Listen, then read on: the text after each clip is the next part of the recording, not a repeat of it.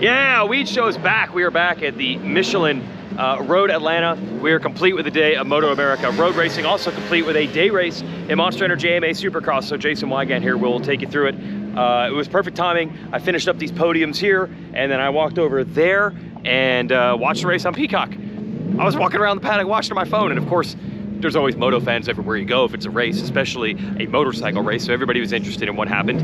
And we all knew what was on the line as we previewed yesterday. Championships could have been wrapped up. It would have been very difficult for Jett Lawrence to not wrap it. It would have been very difficult for Eli Tomac to wrap it because we know Jason Anderson is very salty this year.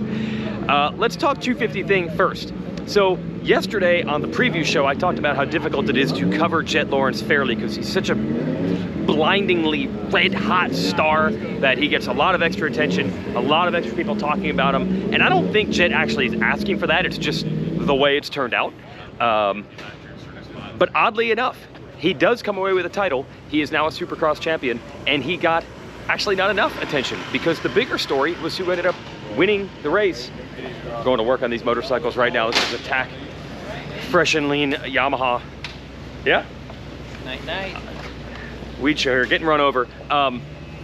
Austin Forkner took the win, and it was a hard-fought win at one point. Both he and Lawrence had bad starts, and they were fighting their way through traffic together. At one point, they bumped a little bit, and Forkner went off the track, came back on, repassed him, got away. And it was really fun to watch on the final lap. Lawrence caught back up to him, and Forkner said, I had to just absolutely send it in the whoops, and he did. He almost threw it away.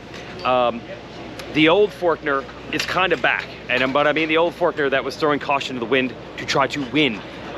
We saw a cautious Forkner at the beginning of this season who was literally just riding not to crash. Yeah, that never works. Riding not to crash never works. And even though he was riding not to crash, he ended up getting caught and passed by Lawrence. And it wasn't his fault, but he ended up crashing.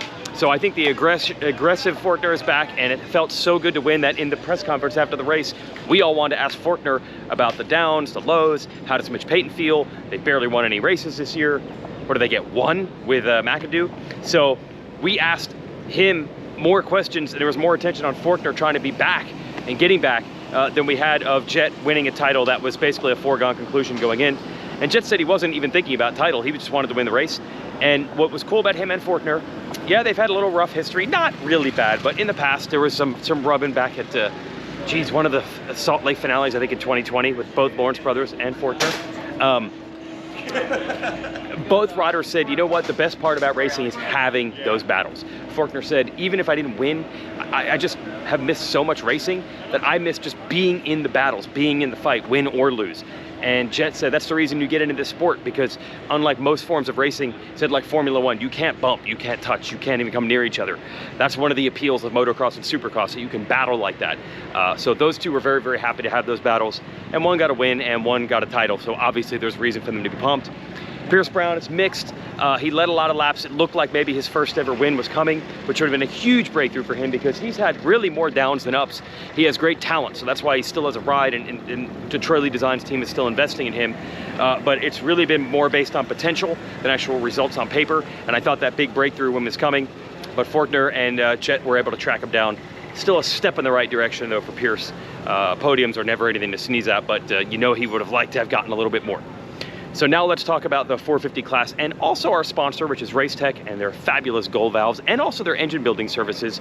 Do you know that a lot of engine builders actually use Racetech because they have CNC machining that is second to none, and they'll even let you sign an NDA. So if you're an engine builder and you got some secret horsepower ideas that no one else should know about, Racetech can build that for you, and they won't tell anybody about it, using their machines to replicate everything perfectly. And the gold valves, of course, suspension plusher, better bottoming resistance, more traction, and made and engineered in the USA, so no supply chain issues there. Go to racetech.com. And also shout out Racetech backing the Justin Brayton Shootout, which is coming to Riverside Raceway in Iowa the week after the Salt Lake City Supercross. Brayton will be there. I was gonna go myself, but I'm gonna have to go under the knife with knee surgery. I'm super bummed I can't go, but if you're anywhere near the Iowa area, you should go. Fun track, fun weekend, getting out with Brayton. I think Damon Bradshaw will be there, working on some other big celebrity names. So check that out too, and Racetech's a big backer of that.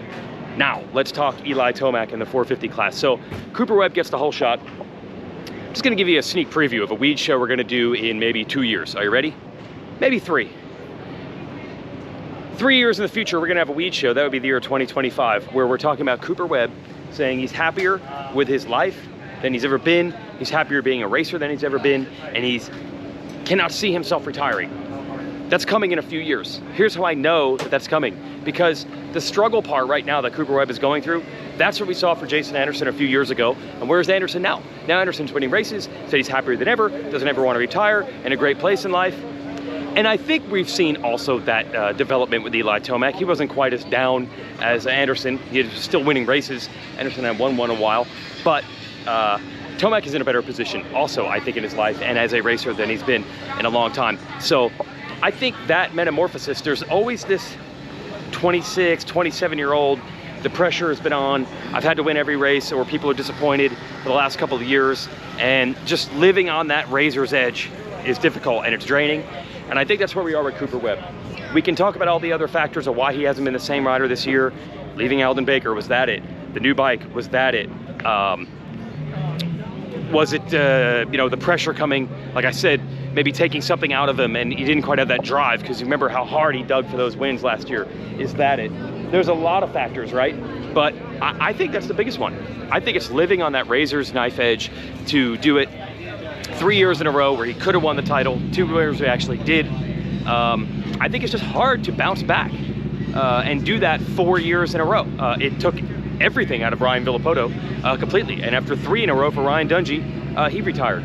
So I think that's it. I think you just always end up having a lull in there, and we will eventually see Cooper Webb back like the sun on my face and happier than ever. But here, Cooper Webb gets the whole shot, and he was good for a few laps, and he tried the old Cooper Webb tricks. He's, of course, smart with the racecraft and things like that, but it doesn't matter. He's just not fast enough. He's just not fit enough right now. And they zapped him, and he went out of the top 5. That's not what you'd expect to see from Cooper Webb now. But just stay tuned in the future when he's happier than ever and winning races again, like Jason Anderson is, who won. And shout out to Anderson, he made the smart move. Does anyone have more fun? Oh, they're shooting stuff right now. This is the Super Hooligans. That's the Roland Sands group. Nobody has more fun at the races than these guys. You'll see them drinking beers, working on crazy motorcycles. They take these bikes that were not designed to be road raced at all and turn them into road racers. That's an FTR. That's supposed to be a flat track replica bike, not for road racing. They turn it into a road racer. I'll show you this, an Indian Chief. Just checking out the hardware. This is an Indian Chief. This is a full-on push rod motor. Those are push rods there.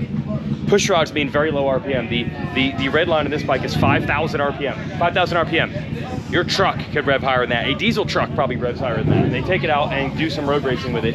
It's kind of a run what you brung feel. Does anybody have more fun over here than you guys? Does anybody have more fun? I highly doubt it. But it's getting serious.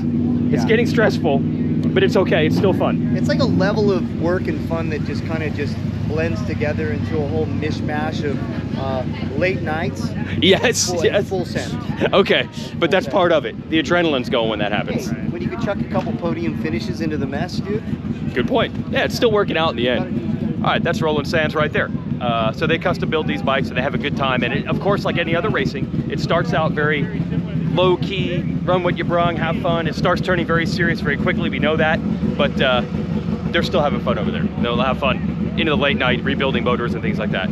So where were we? Jason Anderson snuck up on Tomac, who was trying to sneak up on Webb. And then I think Tomac immediately saw his championship life flashing before his eyes. So Tomac said, I'm good, I'm gonna chill. And that's what he did for the rest of the race and drifted pretty far back. It's about as bad a finish as we've seen from Tomac all year.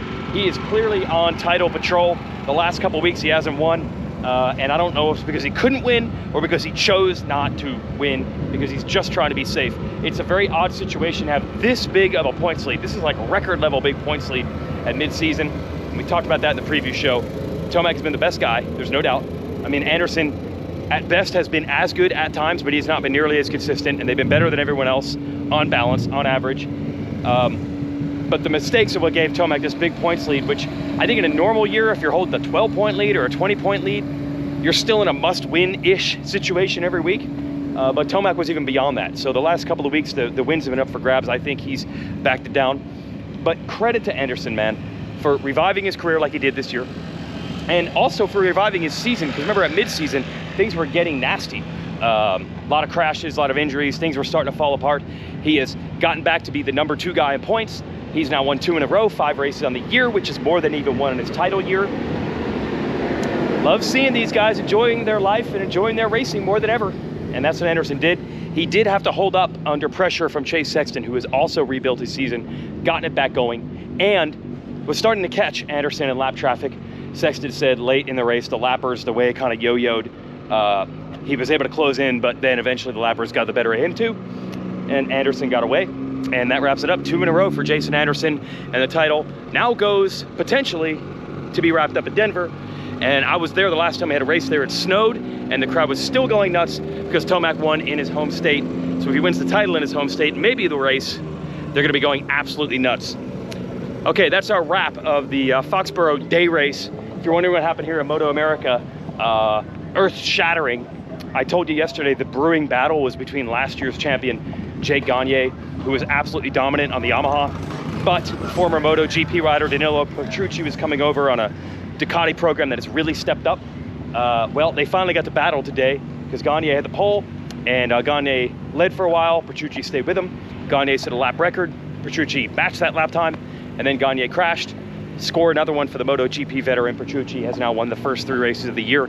Reminds me of my days in GNCC back in 2005 when Euro world beater Juha Salminen came over, and his just level was so high that everybody was scratching their heads, everyone was pushing harder, everyone was trying to step up and match this guy.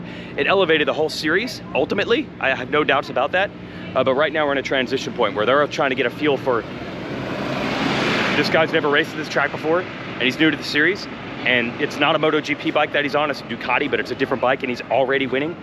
So he's forcing everyone else to step up the game. They run double headers at this event, so we'll be back with more tomorrow. But I'm walking uphill, and I'm tired. Coming to the races at Atlanta, I'll see you in person, or we'll see you next week for the Weege show. Thanks for watching.